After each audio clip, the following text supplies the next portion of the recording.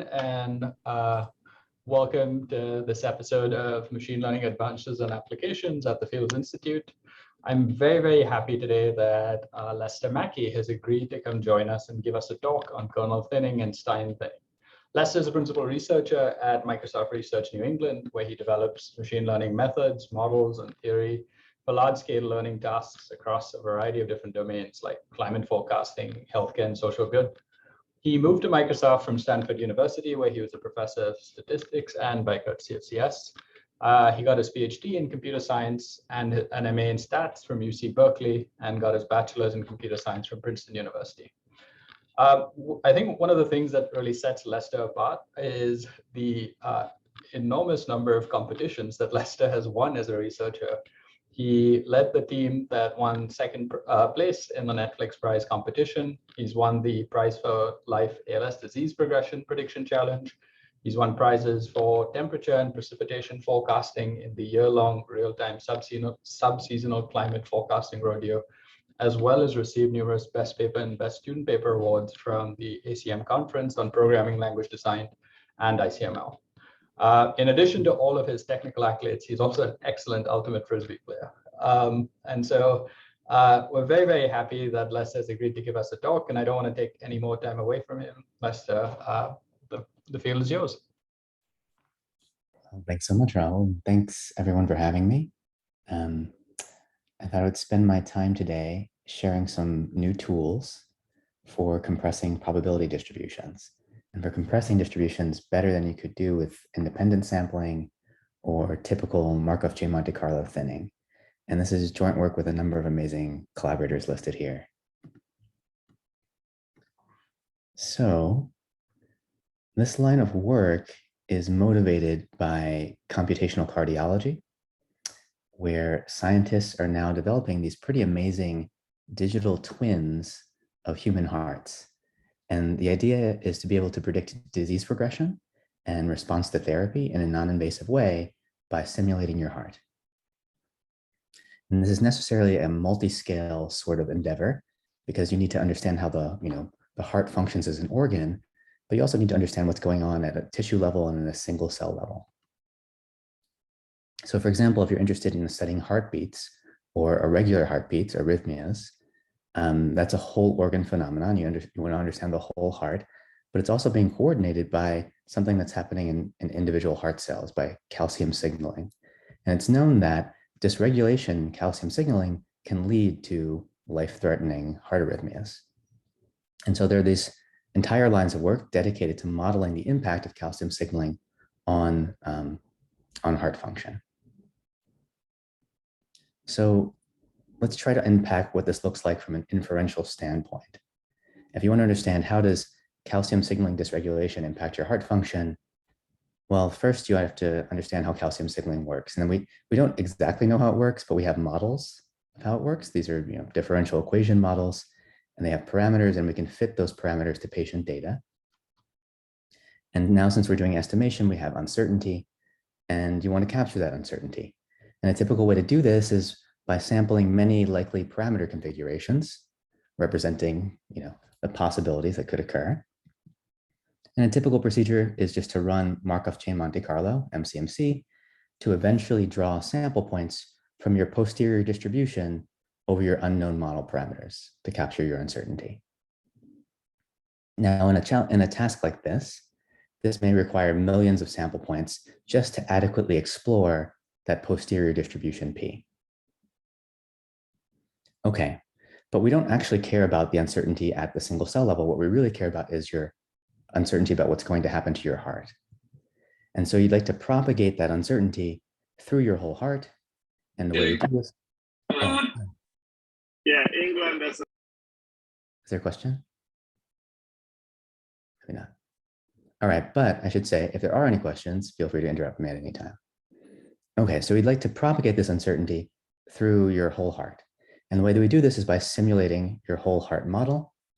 And you have to do this now for each of your sampled configurations. And this is where things really get expensive, because today, each of these simulations costs thousands of CPU hours. And that's a problem when you have millions of sample configurations. And so this this is the problem that's motivating this line of work. And it leads to a couple of questions. First, can we accurately summarize this distribution P using many fewer points so that we can actually carry out this downstream simulation? And if so, how do we do that? Okay, and I think this is the question that's really at the heart of what I like to call distribution compression, which is accurately summarizing a distribution P using a small number of points. And I think likely you're all familiar with standard solutions to this problem. The most common solution is just IID sampling. Let's just directly sample independent points from P, and that gives us a discrete compressed representation of the distribution. If you can't do direct sampling, instead you could use MCMC, run a Markov chain that's converging to P, and eventually you'll get points drawn from P. The benefit of either of these approaches is that these techniques are readily available. They're off-the-shelf Markov chains you could use for your favorite distributions, and they're eventually high quality, meaning that if you want to approximate posterior expectations on your target distribution P, these intractable expectations in red, then all you need to do is just take a sample average from your IID sample or from your Markov chain, and eventually it will converge to the right answer. But there are also some downsides. And the downside is that even in the IID case, the samples being generated are too large. So your typical integration error is just n to the minus 1/2 if you're given n points. And this means that just to get down to 1% error, you're going to need 10,000 points. 1% relative error, you need 10,000 points. And that's going to be a prohibitive if you have very expensive downstream tasks and function evaluations. So we'd like to be able to do better than this. So here's an idea. Since we already have these readily available high quality solutions that are just too large, what if we start with those solutions and we compress them? So we're going to take a high quality sample approximation from IID sampling or MCMC, and then we'd like to compress that into a much smaller representation. And in a sense, all I'm doing here is just reducing the general problem of distribution compression to one of compressing an empirical distribution. Okay, so how do you compress an empirical distribution? Well, you could reach for the same standard solutions. You could use uniform subsampling, or you could do IID sampling from PN, your empirical measure. Or you could do what we typically do in MCMC, which is standard thinning. Run your chain and just keep every teeth point. So you might start with these dark gray points in the beginning, and then you're left over with these red points. You have the red points left over. The drawback from either of these is that you get this large loss in accuracy. If you're keeping every teeth point, then your worst case integration error is going to go up by square root t. And this means that if you're doing heavy compression, like if you want to compress from n points down to square root n points, your error is going to go up from n to the minus 1/2 all the way up to n to the minus 1/4. And that's a lot of loss. And so you might ask, can we do better than this? And to approach an answer to that question, I think it's helpful to think about the lower bounds for this problem. And there actually are some minimax lower bounds known for this sort of distribution compression. And one is due to Phillips and Ty, and it tells us that any compression procedure that returns square root n points must have at least n to the minus 1/2 error for some target distribution.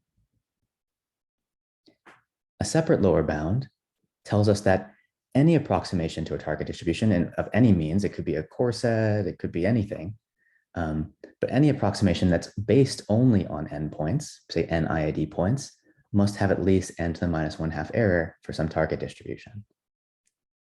Okay, so both of these lower bounds are basically telling us the same thing. You're not going to do better than n to the minus 1/2 in general, but there's still a pretty big gap between n to the minus 1/2 and the n to the minus 1/4 that we get from just doing IID subsampling.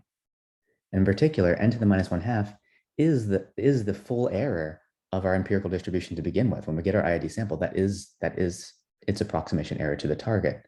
So it seems like there's a lot to be gained potentially. And this talk, or at least the first half of this talk, will be about introducing a more effective strategy called kernel thinning that does compression and matches these lower bounds up to log factors. Oh, I think someone's drawing. Can't tell if that's a question. All right, well, I'll just keep going.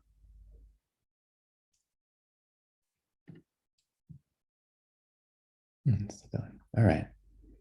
I don't know how to get rid of that, so let's keep going. Okay, problem setup. Here's our problem setup.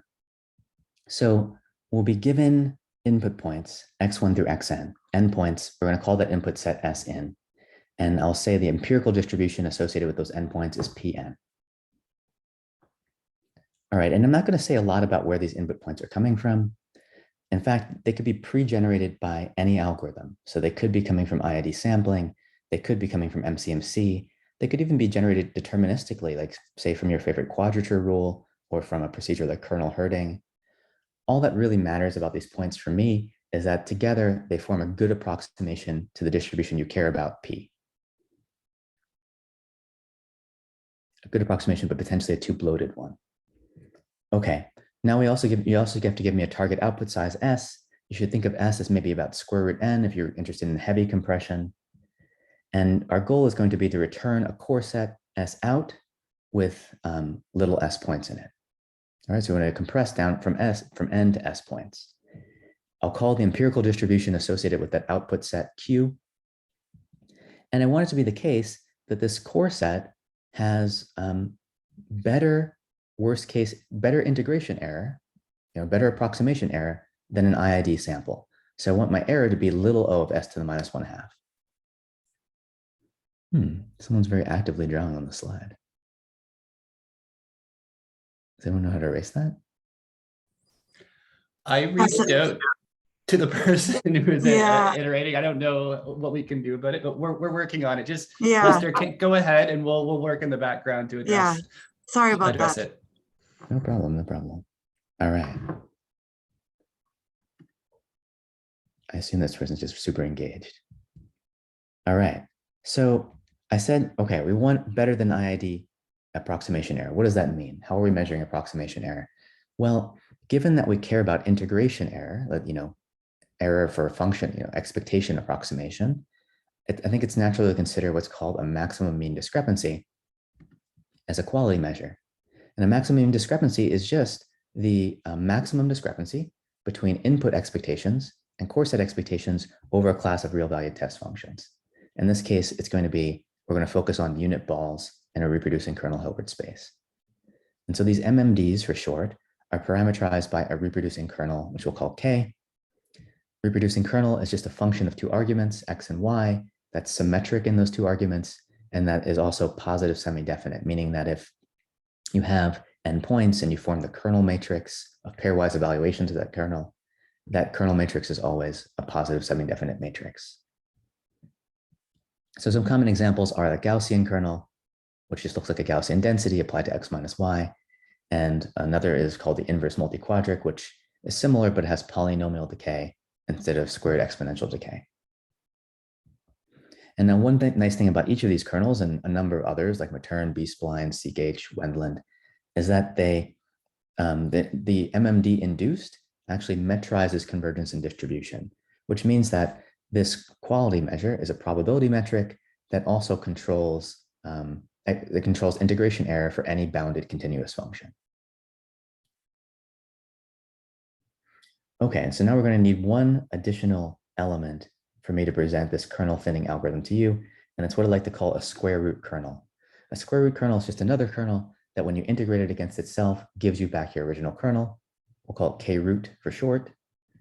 And it turns out that these square root kernels exist for lots of standard kernels, and they're easy to derive.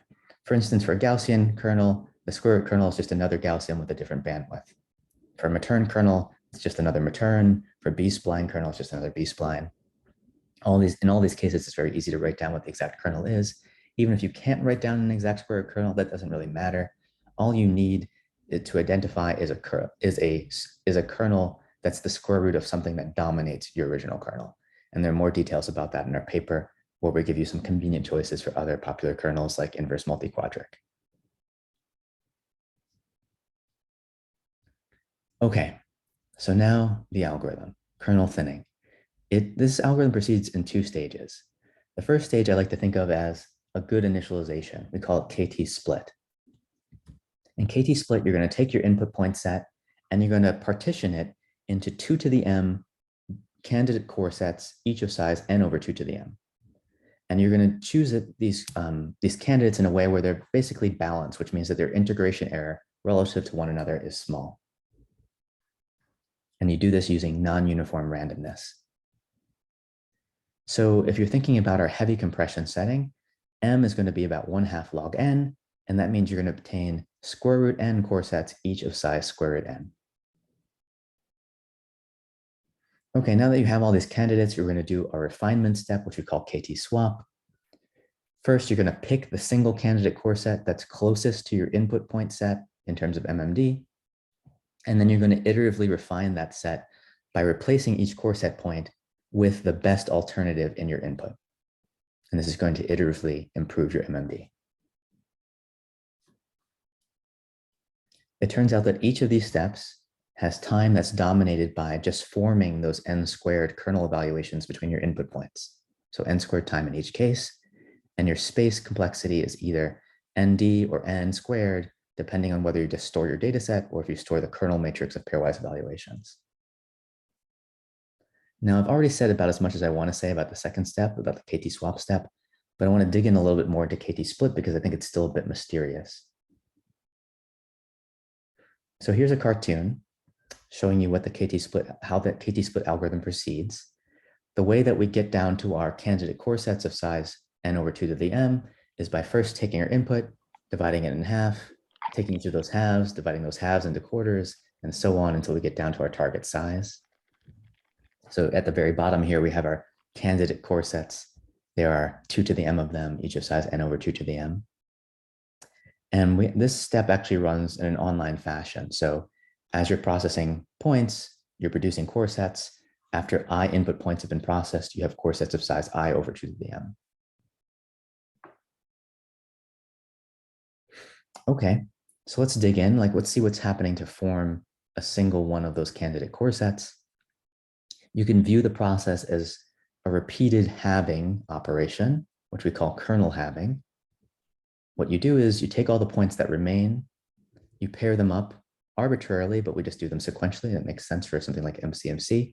And from every pair, you're just going to pick one point. And you want to decide which point to pick. To do this, we use non-uniform randomness to pick out the better point, with high probability. We do this specifically using a new Hilbert space generalization of this beautiful algorithm due to Alewies, Liu, and Sani called the self-balancing walk.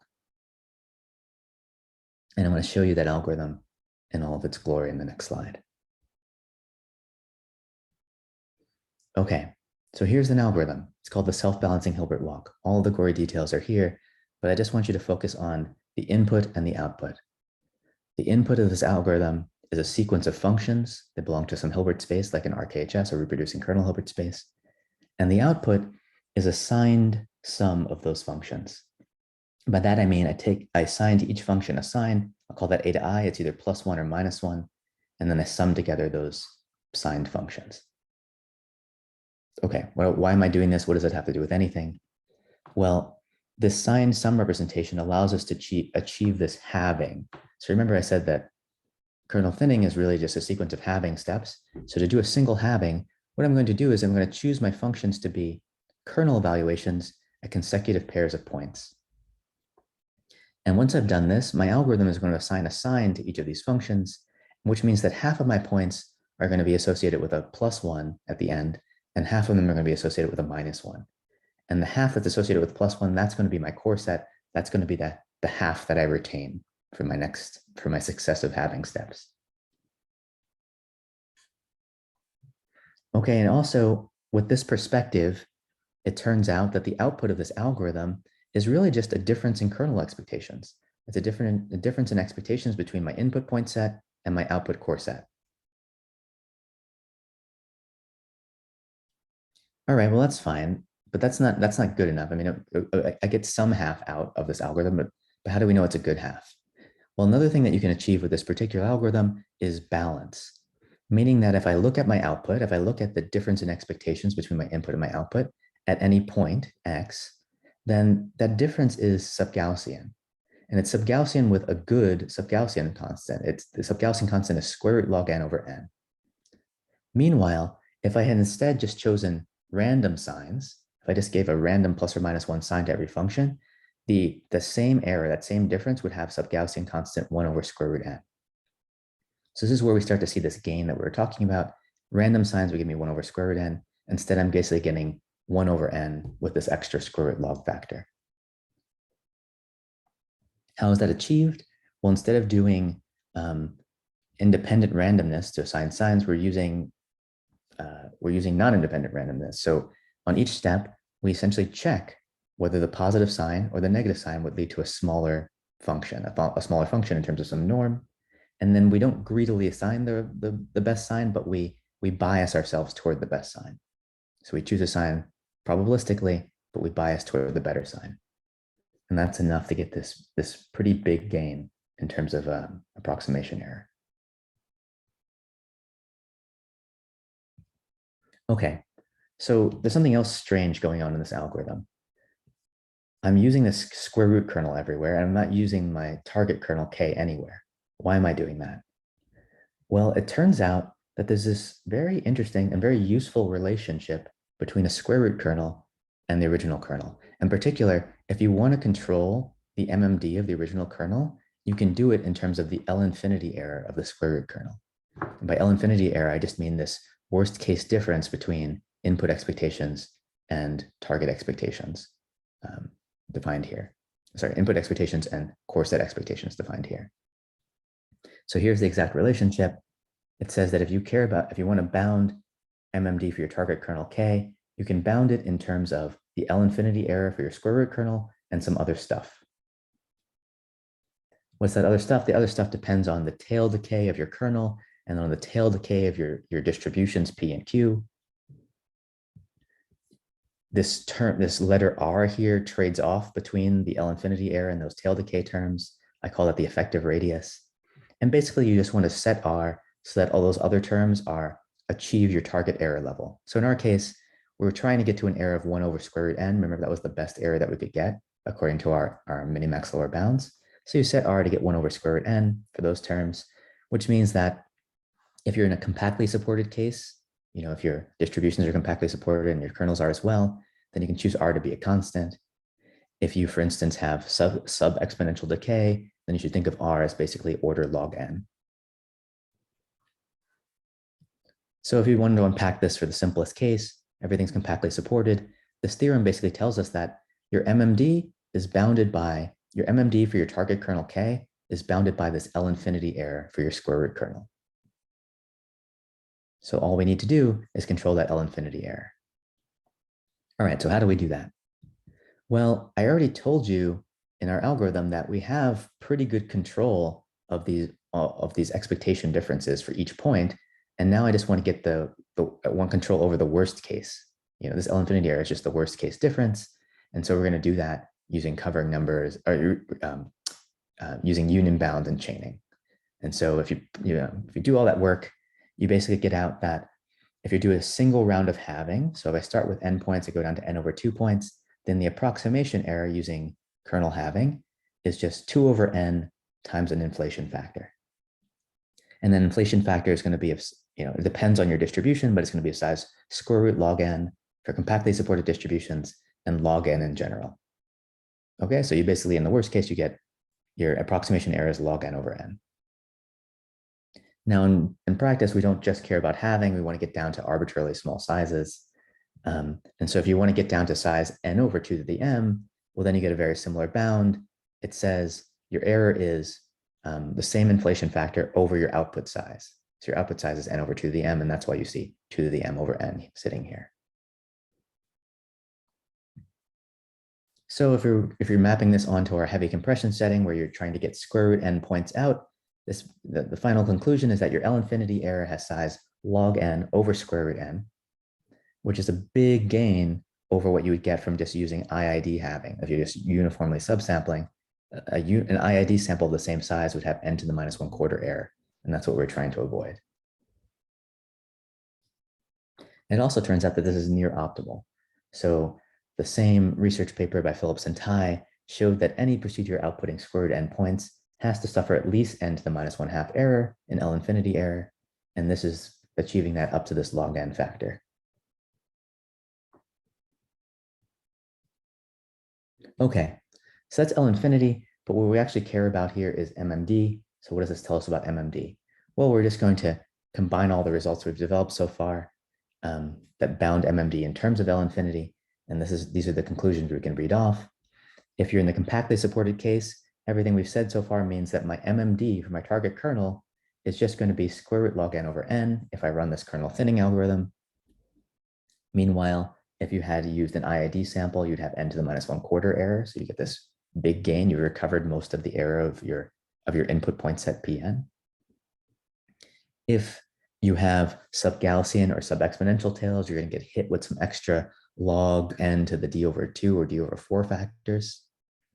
And when you start to see terms like that, you might think, wow, this looks a lot like classical quasi-Monte Carlo guarantees.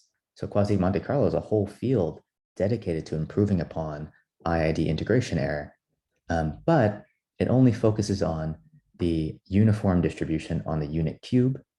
And what we'd like to do here is develop procedures that will work for more general distributions on R to the D. Okay, and everything I'm showing you is in terms of big O's, but in the paper you can find non-asymptotic bounds with explicit constants, as well as this whole result worked out for more general output sizes. Okay, so it's worth going through some related work in the space. I've already started to allude to some of it. So if your target is specifically the uniform distribution on the unit cube, then there are known results that are better than IID. They have the flavor that your MMD, and specifically in this case, the specific MMD studied is called the L2 discrepancy. Your MMD is log n to the d over square root n. And this is exactly the sort of result that you get out of quasi-Monte Carlo and also out of a more recent procedure called the online HAR strategy.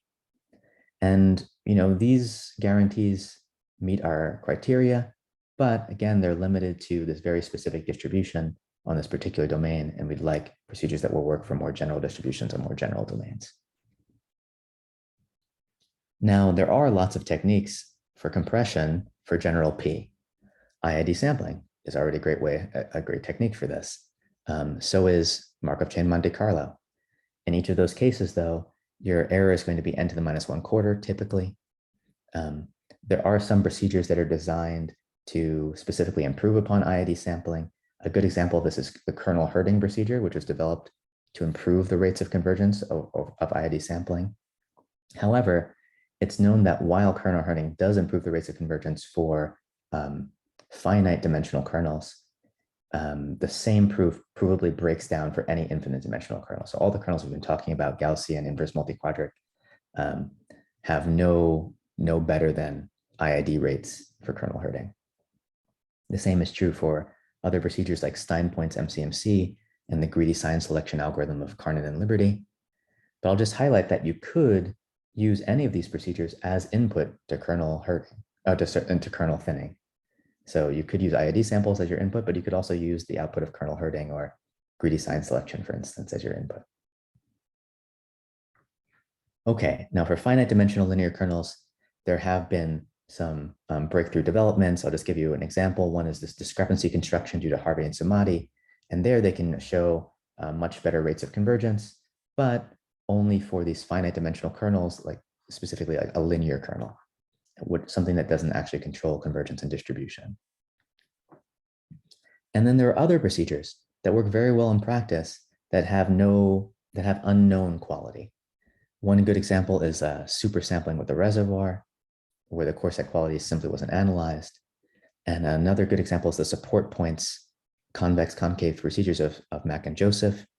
This is really interesting because in their paper, they study a particular MMD called the energy distance. There they show that the best core set of size square root n has better than IID complexity. So it's little o of n to the -1/4, but they don't give a construction for that best core set. Instead, they propose a practical procedure that seems to work quite well in practice, but they don't analyze that procedure. Now, I also presented a bit about L infinity guarantees, so I'll just say a little bit about related work in that space too. There's been a series of breakthroughs due to Joshi et al., Phillips and Tai, providing increasingly high quality core sets for L infinity error. So far, the best known guarantees are due to Phillips and Ty. They provide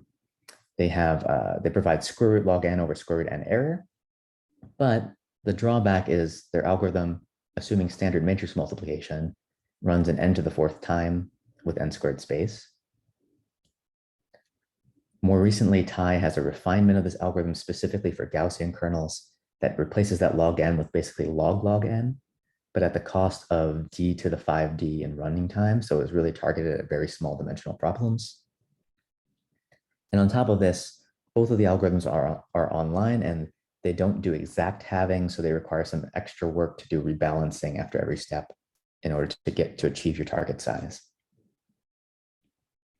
So just for comparison, the algorithm I shared with you today, this kernel thinning algorithm, has log n error instead of square root log n from Phillips and Ty, but only runs an n squared time instead of n to the fourth time.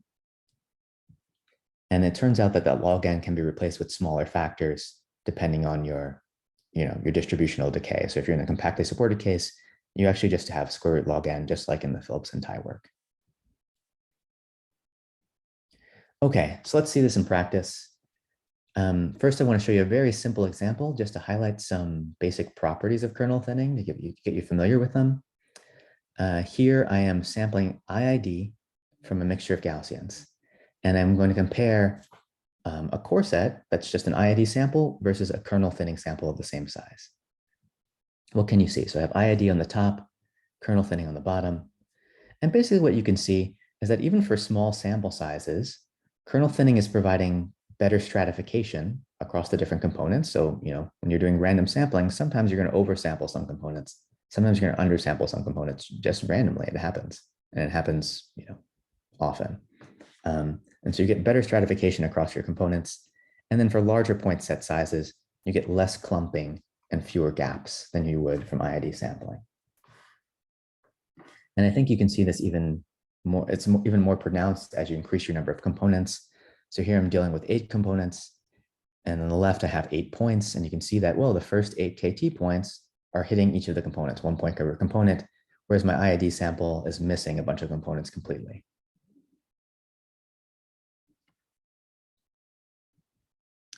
And that was a visual demonstration of the differences, but you can see this also quantitatively if you compute the MMD between your target, in this case a mixture of Gaussians, and your core set. I've done this for different numbers of components. That's what the M represents here.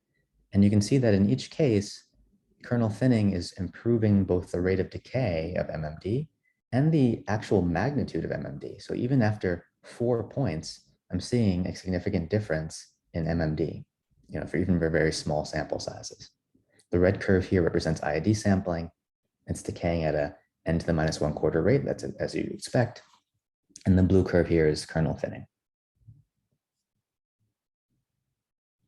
Okay, so this is all for that same 2-dimensional mixture. Let's see what happens as we go into higher dimensions.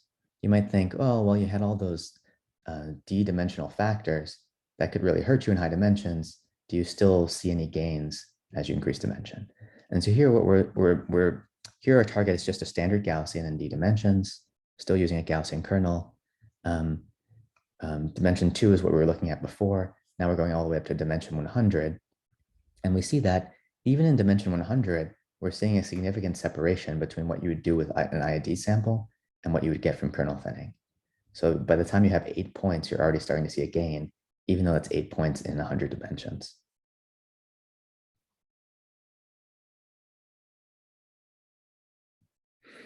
Okay, now here's a more interesting example.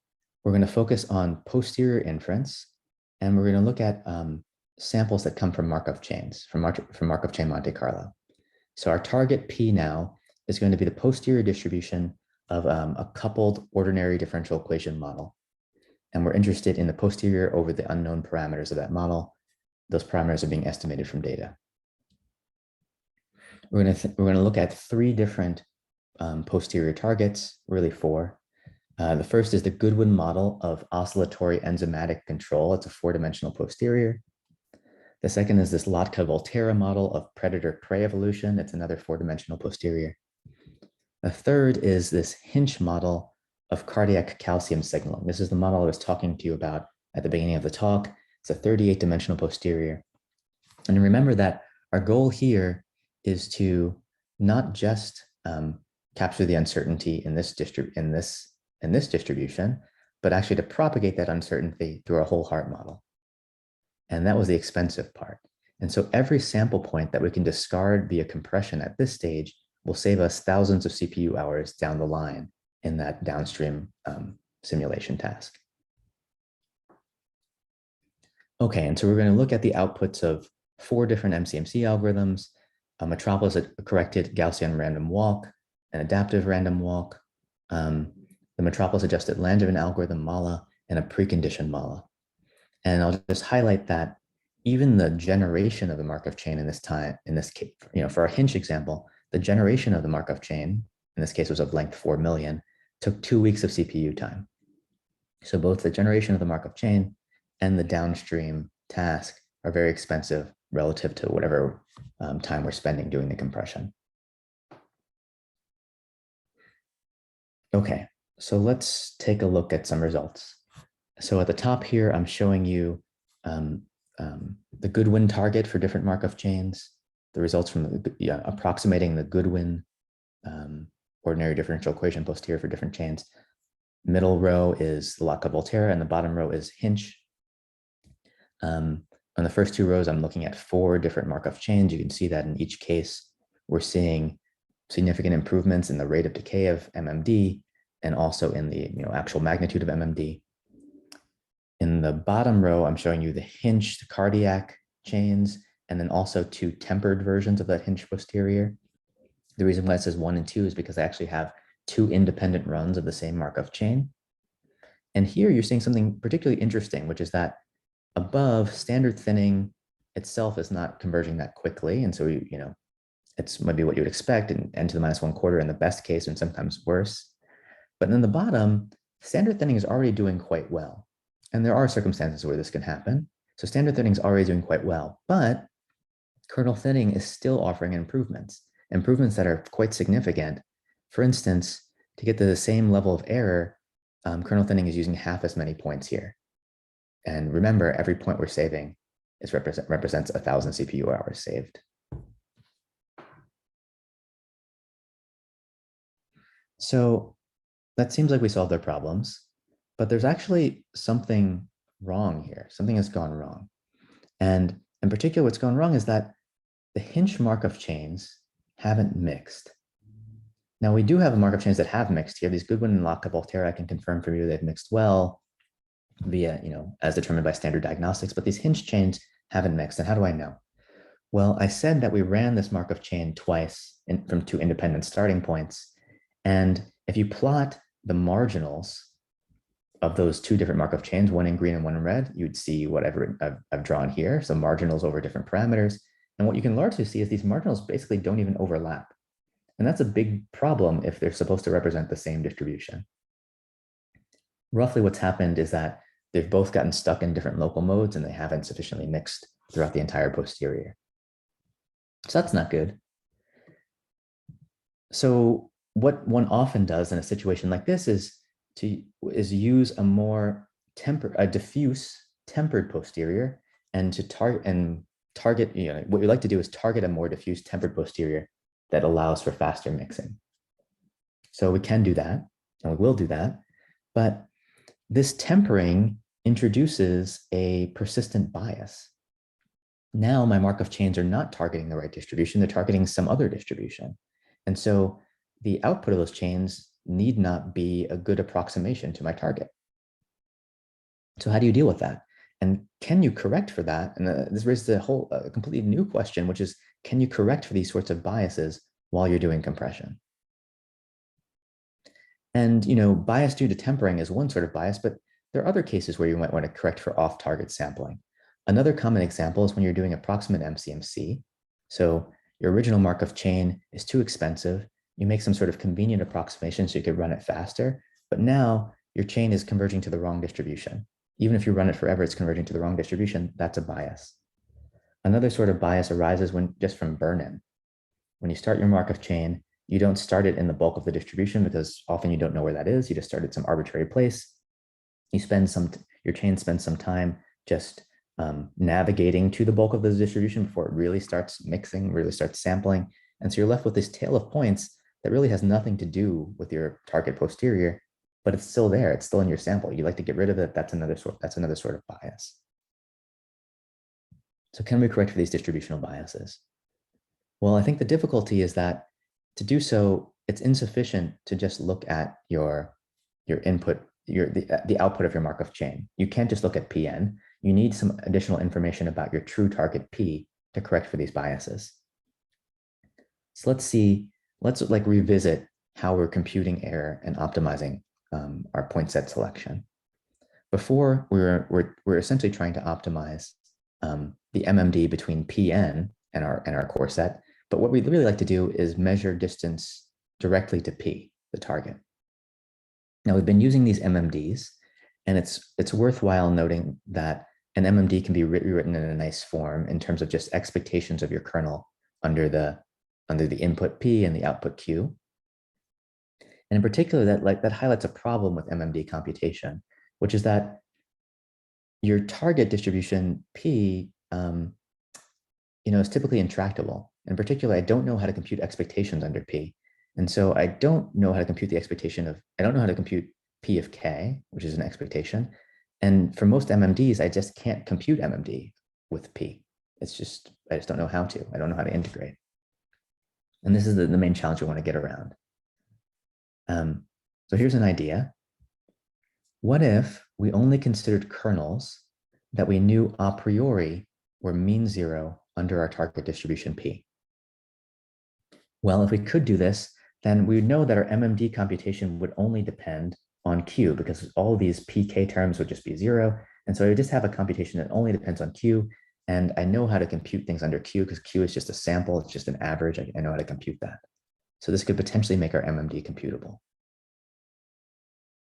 So this is what we're going to do. And this is the idea that underlies what's called a kernel-Stein discrepancy, an idea that's been developed by several different research groups independently.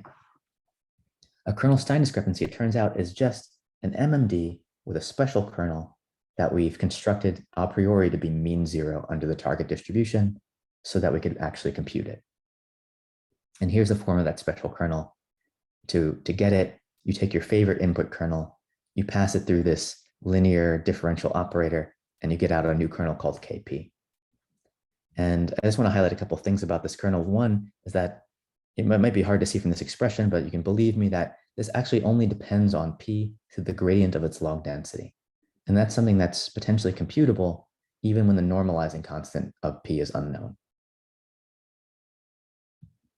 In addition, under some mild conditions, this kernel is going to be mean zero under P, which is great because that means that we can actually compute the MMD. We can actually compute this kernel-Stein discrepancy. It just involves computing averages under Q. And now you might wonder, does this have the same sorts of nice properties that we got from our other kernels? These other kernels were controlling convergence and distribution, which means that eventually they're going to control integration area for any bounded continuous function. When is that true here? Well, we've been working on this problem, and it turns out if you use as your base kernel, your input kernel K, and one of these inverse multi-quadrant kernels, and if your distribution has strongly log concave tails, so this doesn't mean that it's strongly log concave, the bulk of the distribution doesn't have to be concave at all, it could be multimodal, but if it has strongly log concave tails, and if your grad log P is Lipschitz, then whenever your MMD goes to zero, you know that your sample sequence is converging to P. So your MMD is controlling weak convergence. Okay, so what are we going to do with all of this? Well, we have another algorithm. We call it Stein thinning. And what Stein thinning is a greedy minimization of this kernel-Stein discrepancy over where you only use candidates from your input point set. You only use candidates generated by your Markov chain, say.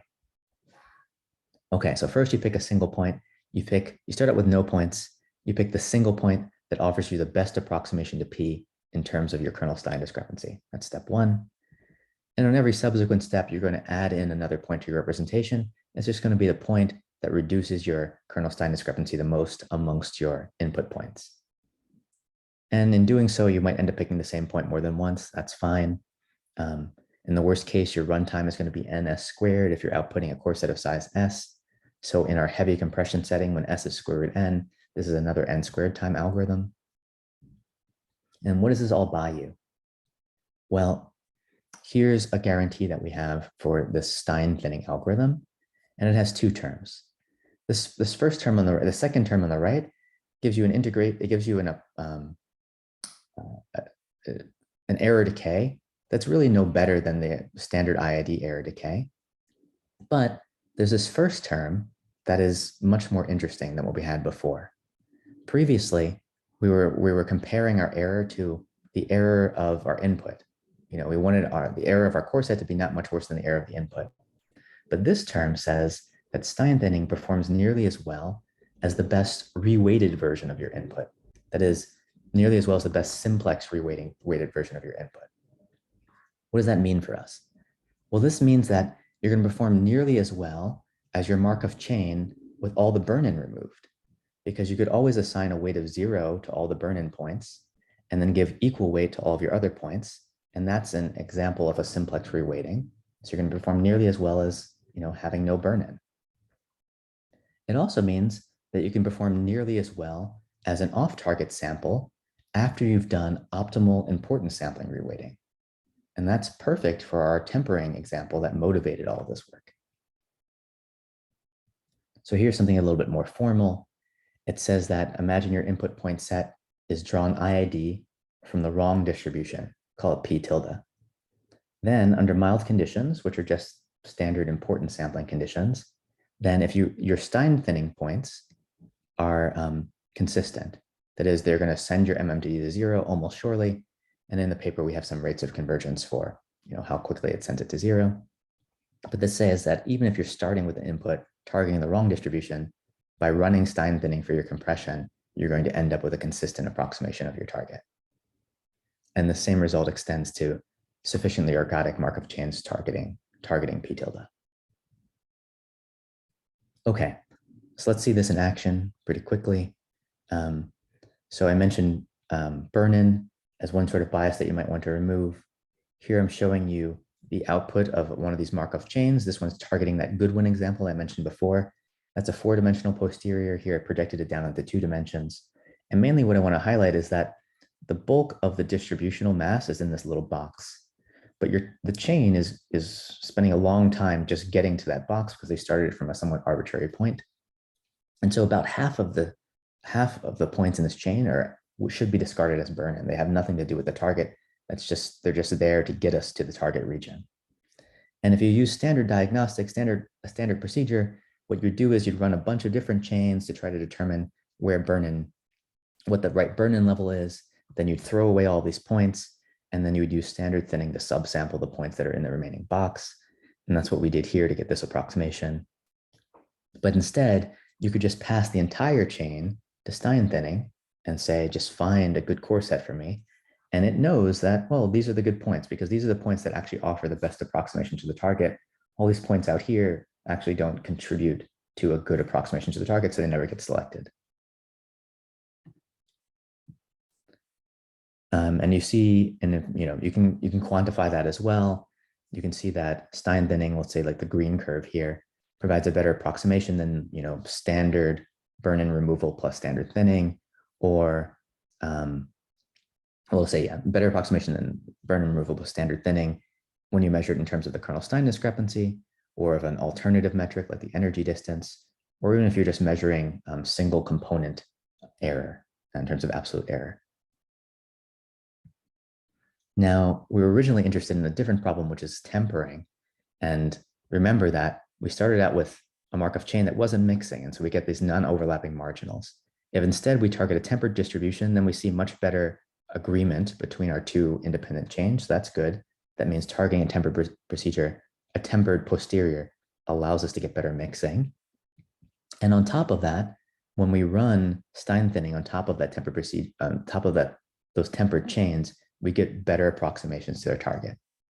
Now, if we instead just used the untempered chain, This is what the black line is doing. I'm running an algorithm, a compression algorithm called support points, and it's just using the chains targeting the untempered posterior, or true target P. It gets a bad approximation simply because of bad mixing. If you ran support points just directly on the tempered chain, it also gets a bad approximation, actually an even worse approximation, because the tempered chain isn't the chain that we care. The tempered chain isn't targeting P, it's targeting some other P tilde. And there's a big bias there that's not being corrected for. But if you run Stein thinning on top of the tempered output,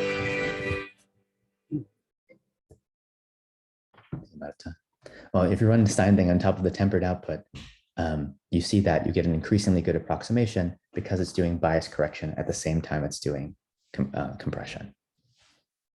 So I'll just stop there and summarize. I've introduced these two new tools for summarizing probability distribution more effectively than IID sampling or standard Markov chain in Monte Carlo thinning.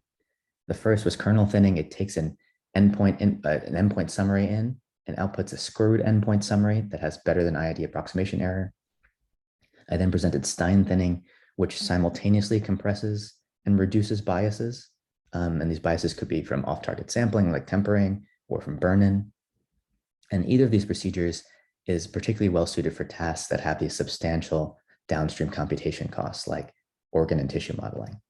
So if you'd like to learn more about this work, I've pointed you here to a few different preprints online, as well as the packages so you can use the code. And thank you for your time and attention.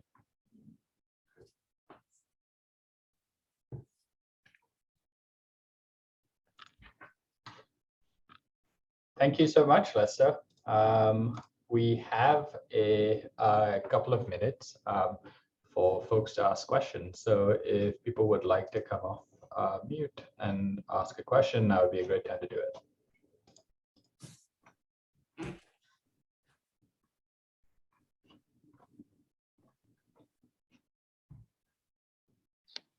Hi, Lester. I have a question. You mentioned briefly that you need a couple conditions for kernel Stein discrepancy to give you guarantees on weak convergence that are strongly log concave in the tails and gradient-licious for the potential, right? So is there a good reason for this? Is it like a necessary condition, or is it like it's just harder to prove otherwise? So those conditions that I gave are not necessary. So you could prove this convergence for other classes of distributions too, but it won't work for every target.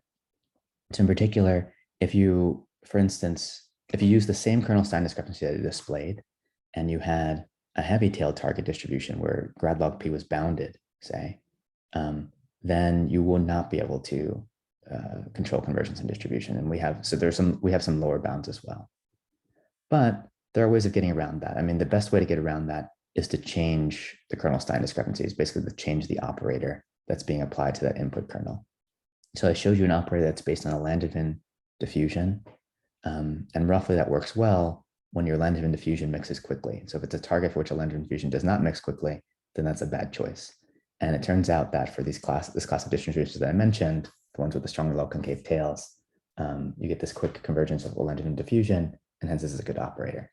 But yeah, there are ways to, there are better discrepancies to use for heavy-tailed distributions, for instance. That makes sense. Thank you. I do have another question. So some of the plots you showed when you started thinning the points showed that the points obviously started to kind of move away and repel from each other. And that kind of reminded me of determinable point processes. I'm just wondering, like, if you have ever thought about in that direction, say, for example, would you hypothesize that if you fix, the S number of points, but take the number of samples, initial samples to infinity, would you get a convergence to a determinable point process? Yeah, I'd love to understand the relationship better between what we're doing here in determinable point processes. For instance, it'd be great to know, is this like, for instance, giving you a way of sampling from a DPP? I'm not sure. I mean, the goals are very related, and I'm sure there must be a deep connection, but I don't know what they are, but I'd love to explore that. Yeah, that would be very nice. Thank you.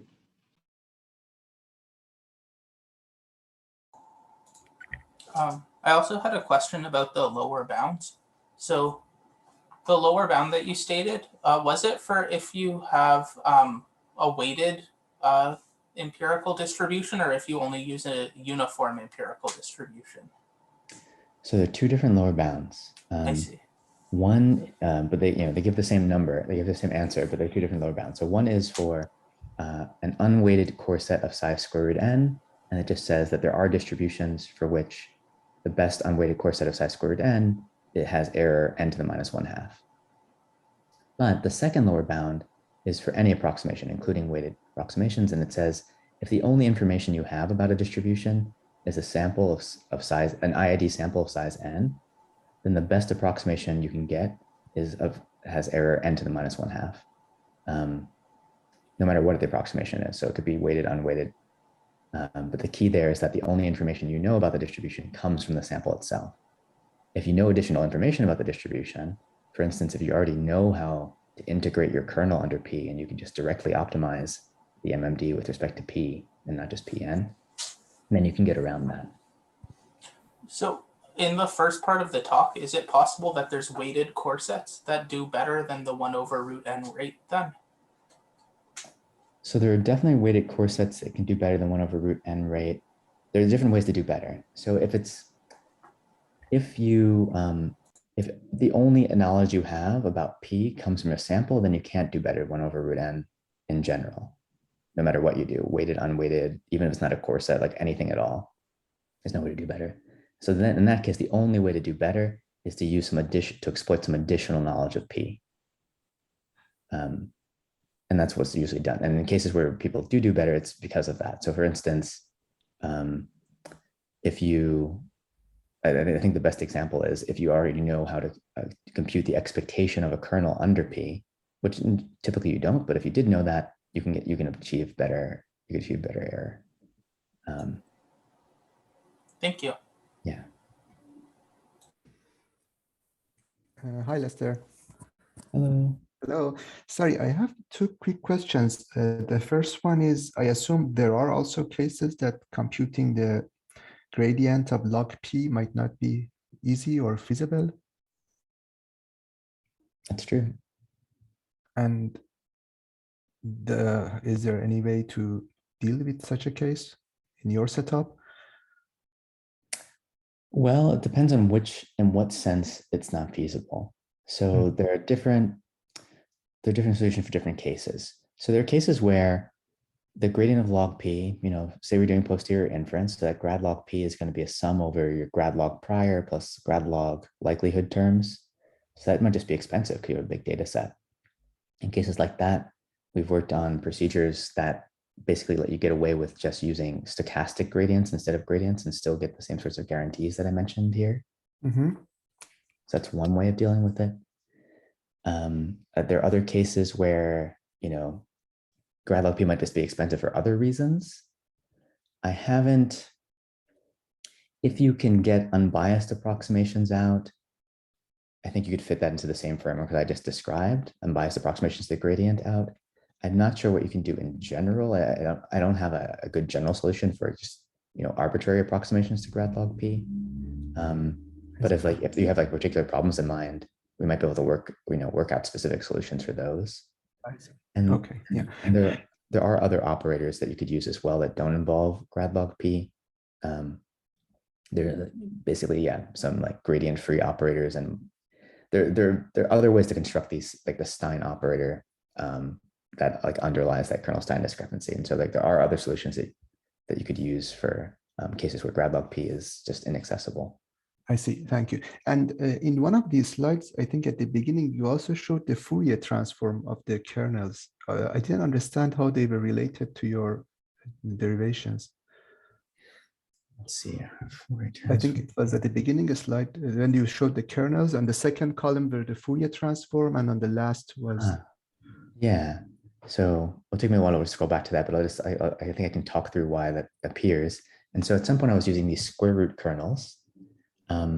And there's an easy way to derive a square root kernel if your original kernel is shift invariant. All you have to do is take the Fourier transform of the kernel, take the square root of it, and then take the inverse Fourier transform of that. And that gives I you. see. Okay. Yeah. Okay. Thank you. Yeah.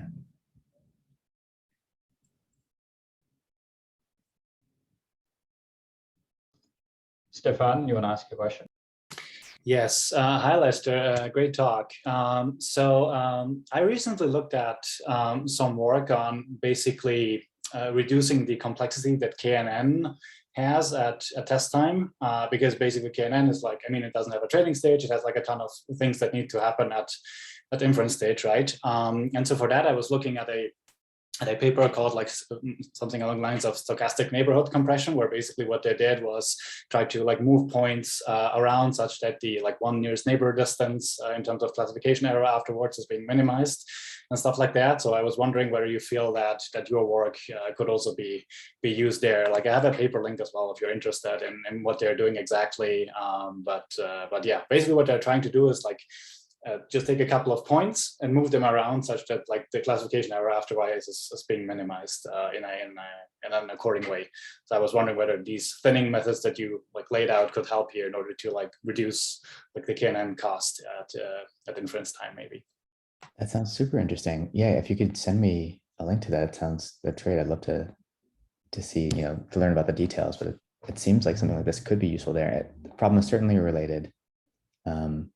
Find this like a small set of summary points so that you can recover similar quality inferences from those summary points. And exactly. Then of course all the details matter too. Yeah, sure. I think they like I posted the paper in the chat. They do mention that like thinning operators can also be used there, but I was wondering whether you have like any sort of like additional insights into how this might be helpful. There's a very like identifiable figure in figure 1, like what they're doing. So if you want to bring it up and just look at that figure 1, you can see what they're like the general idea what they're doing. So yeah, that is something that I was wondering about. But yeah, I guess that makes sense. That's very cool. I will take a look. Anyways, thank you so much. Thank you.